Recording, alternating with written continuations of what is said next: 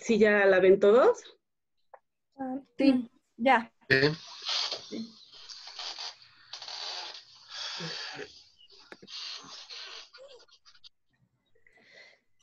Bien, pues así es, estamos ya en la unidad 4, el tema 1, planeación prospectiva y teoría de los escenarios.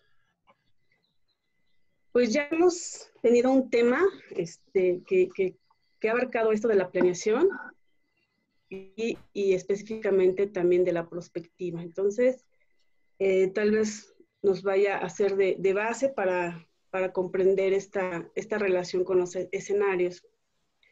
Y una de las principales, de los principales conceptos que necesitan ser clarificados, pues es cuál es la misión de esta planeación prospectiva. Pues su misión es actuar como un instrumento estratégico, ¿sí? Un instrumento estratégico que se basa en un análisis para determinar las mejores opciones y las mejores decisiones. ¿A través de qué? De transparentar y compartir esta licitación de futuros.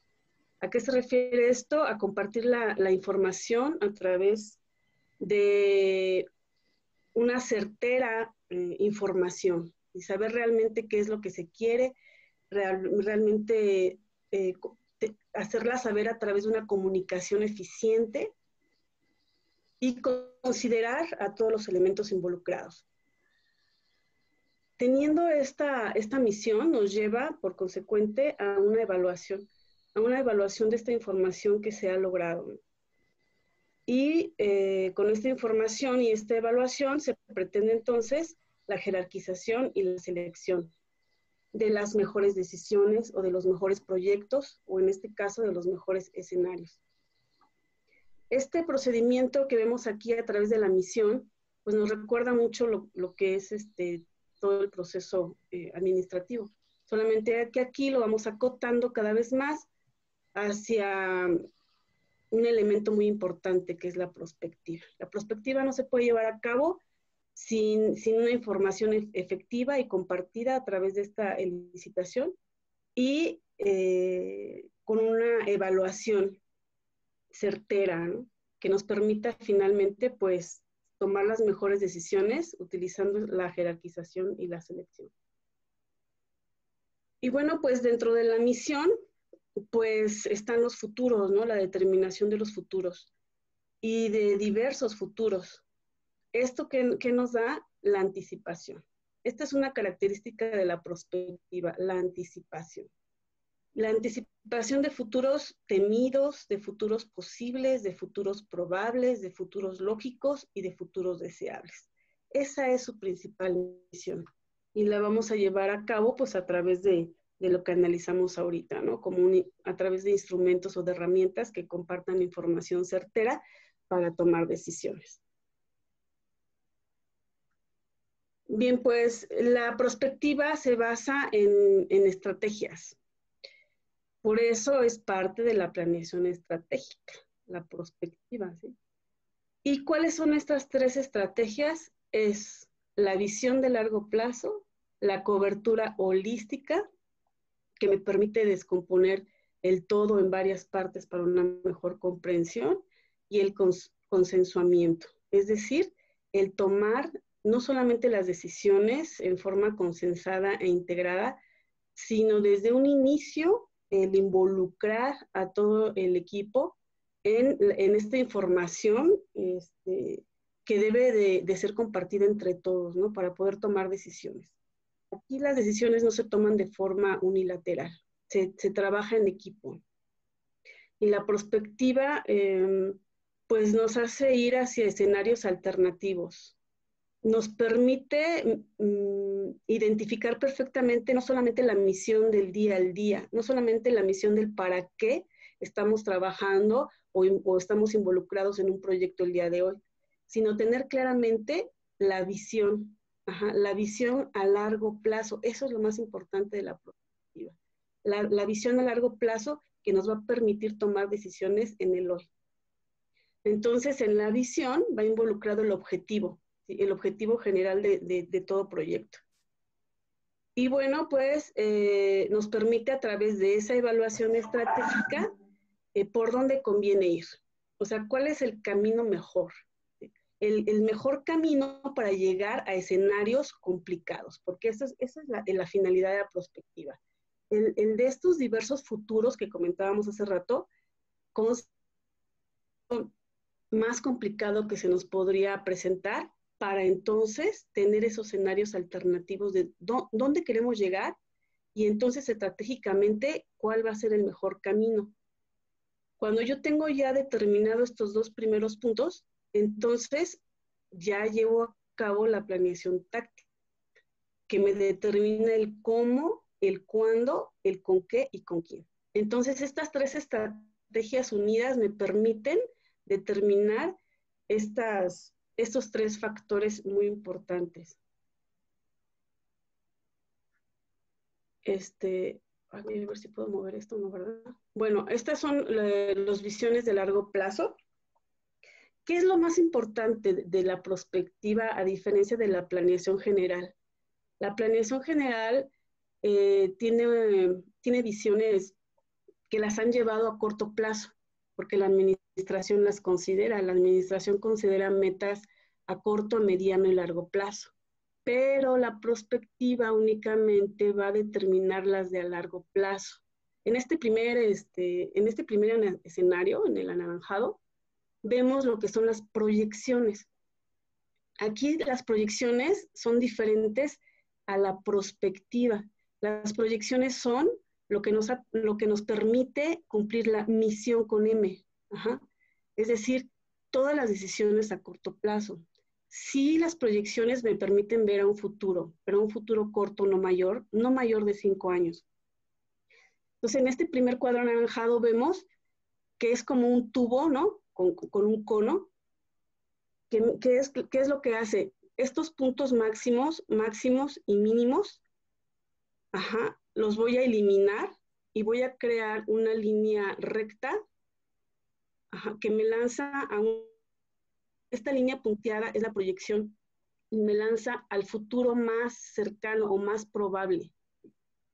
Y todos los demás, ajá, pues son tal vez futuros también considerados, pero que son los menos probables. El más probable es que surja esto. Pero esto, vuelvo a repetir, es una proyección. Y las proyecciones son a corto plazo, no mayor de 5 años. Y la prospectiva no pretende esto. La prospectiva va más allá, ¿sí? Y nos podemos pasar al cuadro superior derecho, en donde la prospectiva me permite considerar también las tendencias del pasado, como en el primer cuadro, y me permite principalmente proyectarme a distintos futuros que entonces me van a dar la estrategia de tomar mi presente y ver en qué voy a invertir en mi presente para poder lograr el futuro que se está imaginando, que se está requiriendo. Es decir, la prospectiva me permite trabajar en el presente todas aquellas debilidades y todas aquellas amenazas y me va a permitir trabajar arduamente para que yo logre el futuro. Eso es algo que permite la prospectiva y es una de las grandes ventajas. Porque entonces al proyectarme en un futuro veo qué conocimientos, qué desarrollo, qué investigaciones tengo que realizar en el hoy. Y bien, en esta última imagen, sigo considerando una parte de las proyecciones, elimino mínimos y máximos de históricos para crear algo equilibrado. Y entonces considero el llegar a un futuro utópico, es decir, trabajar en mi presente, en este presente, sobre aquello que yo deseo, ajá, a lo mejor que yo deseo, o sea, un futuro utópico, o basarme más en un futuro real que podría ser el futurible, ¿sí? Estos me permite la perspectiva ir más allá de que aquí precisamente le llaman proyectivo, porque pertenece únicamente a la primera fase, que es donde se trabaja a corto plazo. Este pues ya lo tengo a corto plazo. Por default, ya en la administración, este es el que tengo. Ahora, tengo acá el que va a ser el más cercano, el más lógico, o también puedo presentarme al más catastrófico. ¿Sí? El más catastrófico, ¿por qué? Porque pues va hacia los mínimos, ¿no? Se acerca hacia lo mínimo que he tenido en el pasado. ¿Sí? Entonces, estos son los futuros que yo me puedo plantear desde una visión a largo plazo, prospectivamente. Y entonces, retomando de esta lámina, lo más importante es, si yo quiero este futuro utópico o este futurible, ¿no? Es lo más deseado, estos dos, ¿sí? Entonces, ¿qué tengo que hacer en este presente? ¿Qué es lo que no estoy haciendo o qué es lo que estoy haciendo mal para entonces poder alcanzar estos dos en base a mi pasado y a lo que ya estoy haciendo de manera de futuro proyectivo? Bien, pues, ¿qué se necesita? ¿Qué se necesita? Los ingredientes indispensables, pues es tomar decisiones con base en la ciencia y en la objetivización. O sea, ya no podemos seguir actuando como si fuera esto un juego de azar o como si fuera esto algo que simplemente me viene a lo que yo creo, lo que yo pienso que es mejor, sino basarse principalmente en la estadística, que es lo que le ha dado a la planeación asertividad. Y bueno, pues también tengo que basar en la creatividad inteligente y comulgada. ¿Qué se refiere a esto? Que debo de tener un equipo de alto desempeño integrado por conocedores, por estudiosos y por actores sociales. En este caso, lo de sociales por la bibliografía en que me basé y por los proyectos que se están manejando, ¿no? Y bueno, y también la intuición e imaginación, ¿sí? No la vamos a dejar, digo, la creatividad es una parte de la administración, pero siempre unida a la ciencia, a la objetivación y a la creatividad inteligente y comulgada. Comulgada quiere decir que debo de aprender a trabajar en equipo, aceptar lo que los demás también saben, lo que los demás también conocen, y entonces juntos crear sinergia, ¿no? Aquí vamos a poder ver un ejemplo de acciones y también vamos a poder ver el proceso de la prospectiva. Aquí en estas acciones previas son necesarias precisamente para llevar a cabo un ejercicio prospectivo. Y aquí entonces tenemos que contar con una organización formal, con un proceso de decisión, ¿sí? Porque las decisiones llevan un proceso que aquí está determinado a través de definir el tipo de gestión, precisar el tipo de plan de acción, definir un objetivo, determinar y programar las formas de interacción, determinar y programar los productos a obtener.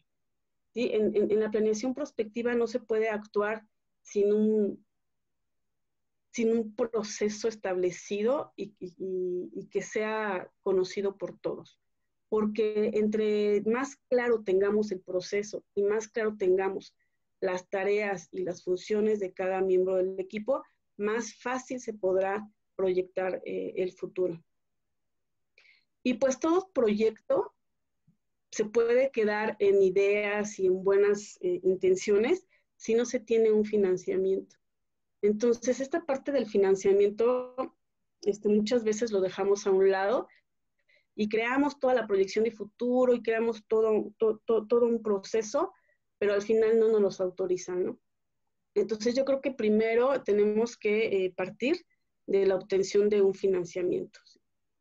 Y bueno, pues aquí está un ejemplo del proceso de la prospectiva, en donde primero, como ya se vieron en las gráficas anteriores, se deben de identificar los futuros posibles. Y ahí, como comentaba ahí, pues los futuros más posibles son el futurible y el utópico, ¿no? Como nos mencionaba la gráfica. Ordenación y evaluación de futuros. Dentro de estos futuros vamos a ver entonces la jerarquización, ¿sí? y la selección sobre cuál realmente nos vamos a guiar todos los esfuerzos. El procedimiento 3 es la socialización, la consulta y el consensuamiento. Es decir, esta parte de elicitación, ¿no? La elicitación se basa en este punto número 4.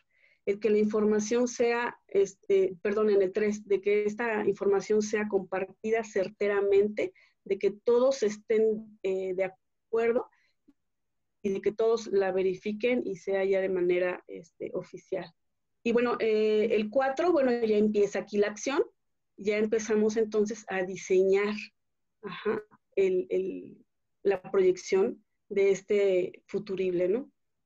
La 5, la ejecución, siempre vamos a crear pruebas pilotos hasta ir definiendo y mejorando el proceso.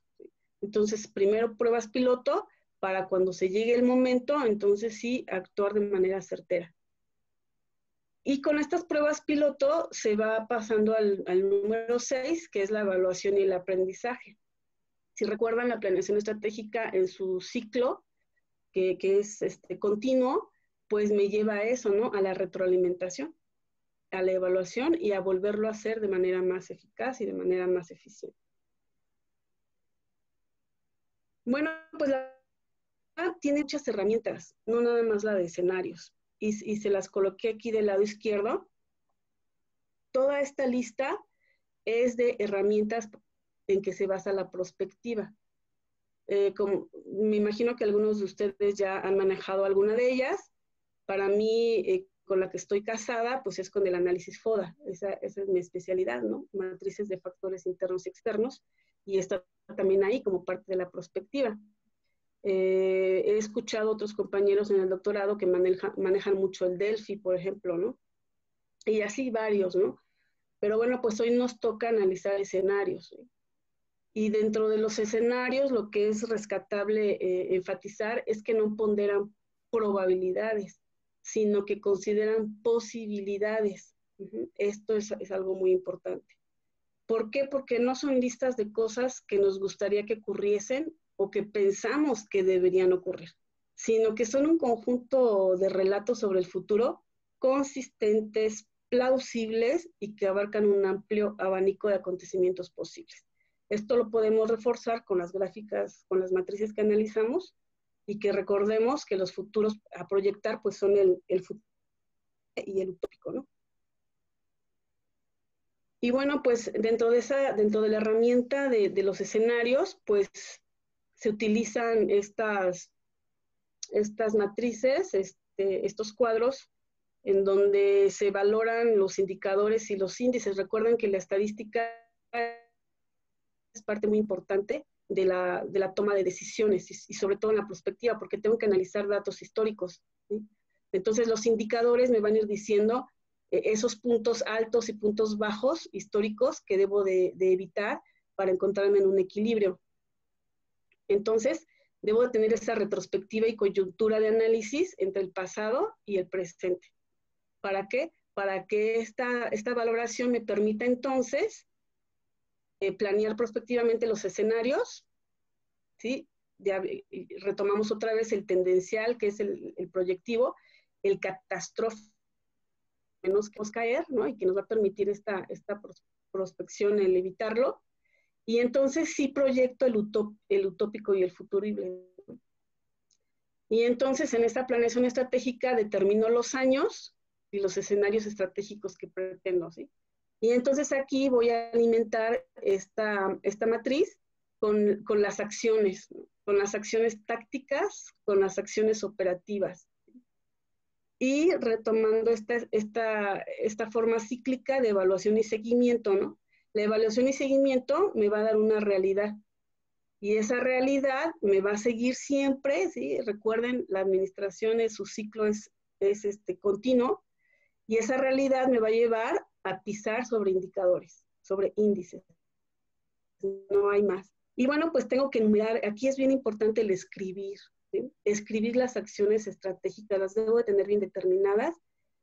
Y sobre el financiamiento, pues debo de tener bien claros cuáles son los requerimientos, cuáles son los recursos económicos, tecnológicos etcétera, ¿no? Bien definidos de acuerdo a cada acción que voy a tener que invertir en este presente. Y creo que eso es lo más importante a retomar.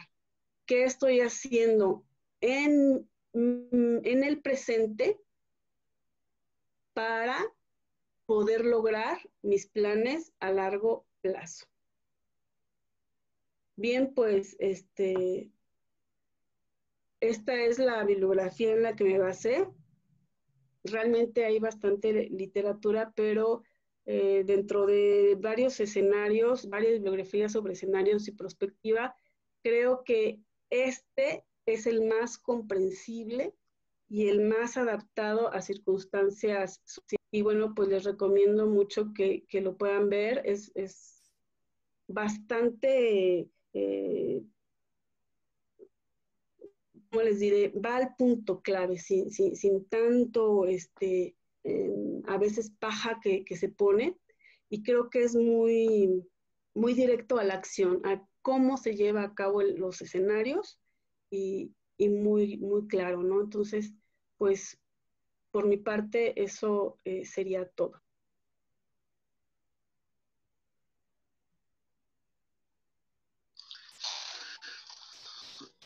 Bueno, yo propongo para agilizar el tiempo que siga Alejandra, porque dijimos que hoy iban a ser 3, ¿verdad? 3 presentaciones porque luego no alcanza el tiempo. Entonces, si quieres seguir, Alejandra. De acuerdo, faltan 7 minutos para que acabe, entonces ya conocemos el procedimiento, ¿no? Para continuar cuando se acabe esta reunión. ¿Puedes seguir grabando también después de la otra sesión? Sí. Sí, la otra, nada más les explico, la otra vez, como estaba convirtiéndose este video de la primera sesión, el de la segunda sesión algo pasó y ya no se pudo convertir y se perdió. Entonces voy a ver, tratar de tener cuidado de que no vuelva a pasar eso. Bueno, entonces empezamos. Bueno, está bien, sí.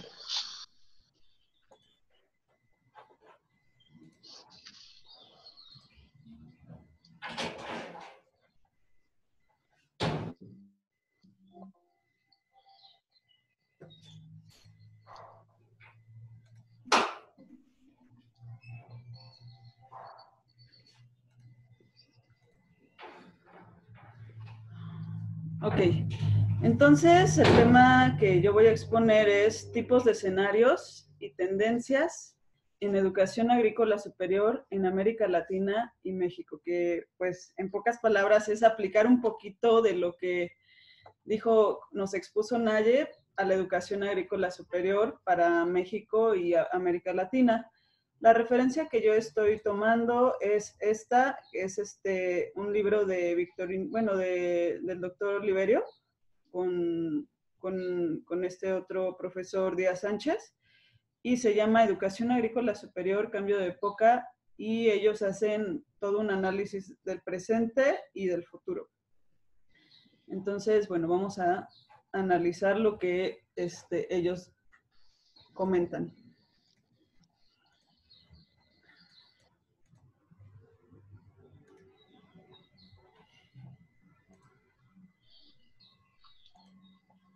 Ok, entonces la exposición se va a dividir prácticamente en esto.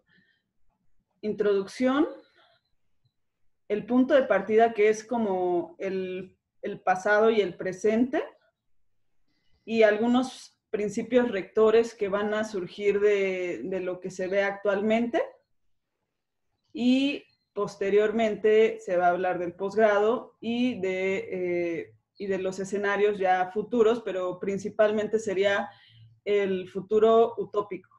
O sea, ahora yo no entendía muy bien esto, hasta que ahorita ya lo explicó Naye, ya me quedó claro, porque ellos hablaban de futuro utópico. Bueno, entonces, a partir de que ellos hacen todo esto, pues a partir de todo un análisis que se hizo, donde se plantearon orientaciones políticas y estrategias como escenarios posibles para el 2030, pero esto se hizo más o menos por ahí antes del 2009. derivado del Plan de Desarrollo Institucional para Chapingo. Entonces, a partir de ahí, ellos empezaron a hacer todo este análisis prospectivo, donde entonces de ahí están partiendo para hacer estas proyecciones. Entonces, ¿cuál es el punto de partida? Ok, entonces, en cuanto al punto de partida, primero nos mencionan que todo partió de otro plan de desarrollo universitario del 2001 al 2025 fue la proyección, que no fue aprobado por el Consejo Universitario, pero a partir de eso entonces salió el Plan de Desarrollo Institucional y ahí se permitió entonces empezar a ver escenarios deseables para la universidad, para Chapingo. Y bueno, ¿qué análisis salió de ahí? Bueno, primero, el presente como consecuencia del pasado. Actualmente estamos en le llaman ellos en el informacionalismo, donde se ve todo esto, ¿no? Avance de la ciencia, TICs, acceso y distribución de la información, formas de organización de las economías en bloques regionales y todo esto que revolucionan los procesos productivos y educativos.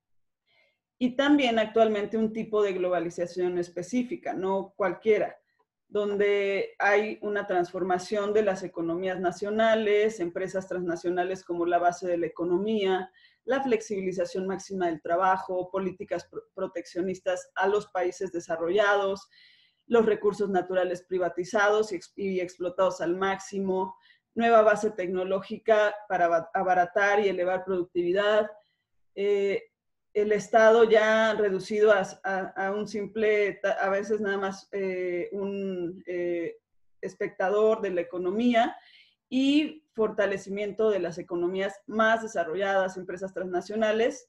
Entonces, este es el contexto actual en el que se está desarrollando la educación.